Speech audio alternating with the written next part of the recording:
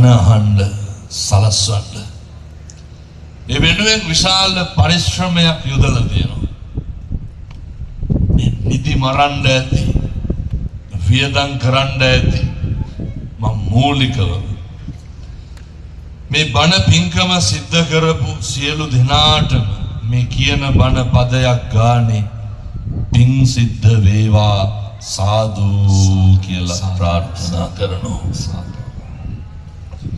මේ සියලු දෙනාගේම හිතවල තියෙන අරමුණ තමයි වෙන්න නරකයි. ගෙදරින් එන්න ලෑස්ති වෙනකොට සුදු පාට ඇඳුමක් ඇඳ ගන්නකොටම ඔයත්න්ගේ හිතේ හිතවල තිබ්බේ වෙන කිසිම දෙයක් නෙමෙයි. අර බණ අහන්න යන්න ඕන කියන හැඟීම විතරයි. වෙනදුනේ කොහෙන්ද ඔය හැඟීම ආවේ? මේ බණක් අහන්න යන්න ඕන කියලා ඔයත්න්ට හිතුනේ ඇයි?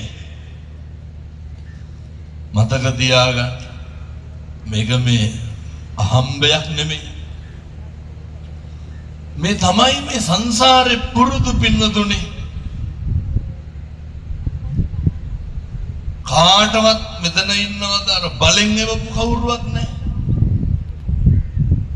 මේ සියලු දෙනාම හරි කැමැත්තෙන් ආපු උදවිය ඉන්නේ. අපේ තරුණ දුවලා පුතාලා පොඩි දරුවෝ තරුණ මහත්තු මේ පුංචි එකාගේ ඉඳන් සියලු දෙනාම හරි කැමැත්තෙන් මොකක්ද මෙතන වටිනම කාරණේ? මම දන්නව සමහර විට මෙතන ඇති ජීවිතේට බණක් අහන්න ආපු පළවෙනි වතාව. සමහර විට මෙතන ඇති ඔය හිටගෙන බණක් අහන්න සූදානම් වෙන පළවෙනි වතාව.